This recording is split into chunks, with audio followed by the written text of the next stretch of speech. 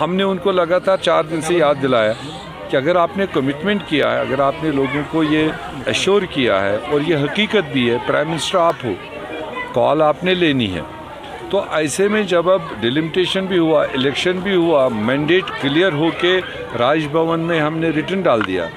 अच्छा रहता अगर सरकार फॉर्मेशन से पहले, काबीना के रेजोल्यूशन जाने से पहले अगर वो यूनिलेटरली फैसला ले लेता कि मेरी कमिटमेंट थी, मैंने स्टेट को वापस कर दिया, तो मेरे ख्याल से उसकी गुडविल खुद की बढ़ जाती इस पूरे खिते में कि वो स्टेट्समैन है, वो देश का प्राइम मिनिस्टर है, भाजपा का लीडर नहीं है। तो अब अगर वो कर लेता है ऐसा तो अच्छी बात है, नहीं कर लेता है तो हम तो वचनबद्ध है,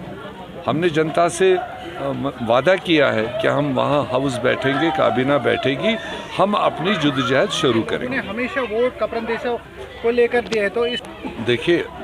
यहाँ लोगों के कई सारे एस्पिरेशंस हैं,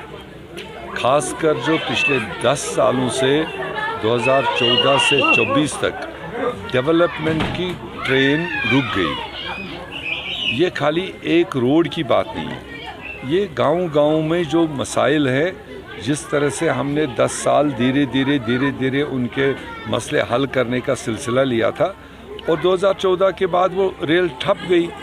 तो इन 10 सालों में अपना भी बर्डन बढ़ गया होगा, पहले का तो था ही, नया बर्डन भी बढ़ गया और हमने उसी लिए मैंडेट मांगा, शायद इसीलिए लोगों ने जोक दर जोक वोट दिए। इनको भी भरोसा है कि जो हमारी ट्रेन रुकी है उसको शुरुआत करने के लिए मीर साहब ही शुरुआत कर सकते हैं और मुझे भी भरोसा है दिल्ली में सरकार किसकी हो, श्रीनगर में सरकार किसकी हो, जो लोगों के अवामी मसाइल होते हैं वो दोनों स्टेट और सेंटर को मिल के करना होता है। तो मुझे पूरा भरोसा है, चाहे सिचुएशन जो भी रहे, जो बर्निंग इश्यूज़ इस एरिया के हैं, ये बहुत पसमानदा इलाका है, खासकर ये पसमानदा तो सारा जम्मू कश्मीर में, और कपरन ब्लॉक कंपेरेटिवली यहाँ आमदनियाँ कम है, खर्चे ज़्यादा हैं, परिवार बड़ा है और खाने पीने के लिए भी पूरा नहीं होता है। उसके लिए हम बाज़ाब्ता ओथ वोथ जब हो जाएगा, असेंबली ऑर्गेनाइज हो जाएगी, सरकार बनेगी, तब मैंने आपके सामने इनको प्रॉमिस किया हम आएंगे। एक तो होती हेयर से, कोई 2 लोगों ने कहीं पर कोई बात बता दी हो गया, बट जनरल आवाम के मन में क्या है, मैंने आज भी उनको कहा वो सारा सिस्टम बनने के बाद हम आएंगे, गांव-गांव इसी तरह से बैठेंगे और गांव-गांव लोगों की बात सुनेंगे, जो कॉमन इश्यूज़ होंगे पूरे इलाके के लिए उनको तरजीह होगी, जो आवाम के इश्यूज़ होंगे उनको तरजीह होगी। फिर उसके साथ इनफरादी मामले भी होते हैं लोगों के, कईयों के रोज़गार की बात है, कईयों को ज़ाती जो स्कीम के तहत बेनिफिट होता है उसकी बातें हैं, वो अल्लाह करे इतना ताकत दे हम इन सारी चीज़ों को रफ्ता रफ्ता आगे बढ़ाएं। अलायंस पार्टनर का मौके पे आर्टिकल 370 का रेस्टोरेशन आप किस तरह लगातार मीडिया वालों ने मेरे से ये पूछा, मैंने इसका बड़े चैनल्स में भी जवाब दिया। आर्टिकल 370 ये देने वाली कांग्रेस पार्टी थी, शायद 70 साल लोगों को समझ नहीं आया, वोट बटोरे गए उसके नाम से, मगर जिस दिन ये टूटा उस दिन जम्मू कश्मीर के लोगों को पता चला ये कोई रीजनल पार्टी देने वाली नहीं थी, ये इंडियन नेशनल कांग्रेस ने दिया था, पंडित जवाहरलाल नेहरू ने दिया था, मौलाना अबुल कलाम आज़ाद ने दिया था, सरदार पटेल ने दिया था। तो अब हम देने वाले थे, नरेंद्र मोदी को अक्सरियत मिली, उसने तोड़ा। अब जिस दिन भी कांग्रेस पार्टी को मुल्क अपनी बढ़त देगा, जिस दिन भी कांग्रेस पार्टी को अपनी संख्या पूरी होगी, उस दिन हम बेहतर जानते हैं कि हम कैसे और किस तरह से जम्मू कश्मीर का तहफ़्फ़ुज़ करना। अब जिन लोगों ने अभी अपने मैनिफेस्टोज में रखा है,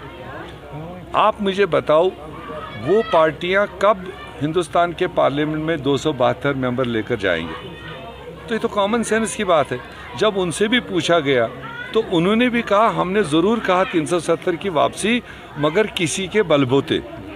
बलबोता है कांग्रेस का, बलबोता है इंडिया अलायंस। तो जिस दिन इंडिया अलायंस आएगा बरसर इक़्तिदार, 28 में आएगा, 29 में आएगा,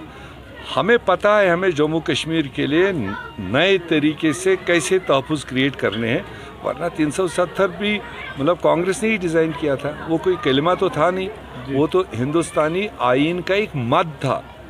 370 सीरियल में था, एक तहफ़्फ़ुज़ जम्मू कश्मीर को, और सीरियल आगे बढ़ गए, तब से बहुत अमेंडमेंट्स हो गए। हो सकता है आप 475 बन गया हो, जब हमारा मौका आएगा उस 475 के तहत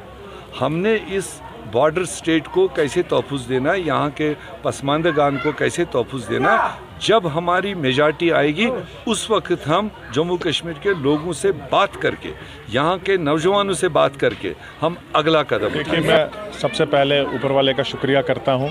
और दूसरा अपनी इस गयूर आवाम का जिसमें एनसी और कांग्रेस वर्करों ने काफ़ी ज़्यादा मेहनत की। और आज तो ये पूरी शाहबाद दूर शाहबाद के लिए खुशी का दिन है कि हमने एक ऐसा लीडर चुना जो कि सिर्फ जम्मू कश्मीर की नहीं बल्कि हिंदुस्तान की नुमाइंदगी कर रहे हैं। इस वक्त हमारे जो लीडर हैं जनाब गुलाम अहमद मीर साहब, वो ऑल इंडिया जनरल सेक्रेटरी भी हैं कांग्रेस के।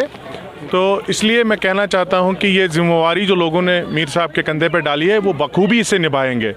और एक डोरू शाहबाद के लिए एक नई सुबह का आगाज़ होगा। तो ख़ास तौर पे मेरे अपने इलाके के लिए जो मेरा ये कपरन बेल्ट है, जो ख़ास तौर पे शाहबाद बाला का, जिसका मैं सदारत करता हूँ, कांग्रेस सदर हूँ जिसका, तो उम्मीदें हमें काफ़ी हैं। हमने पुरजोश, पुरइखलास और एक कह सकते हैं विन विन सिचुएशन रखी मीर साहब के सामने।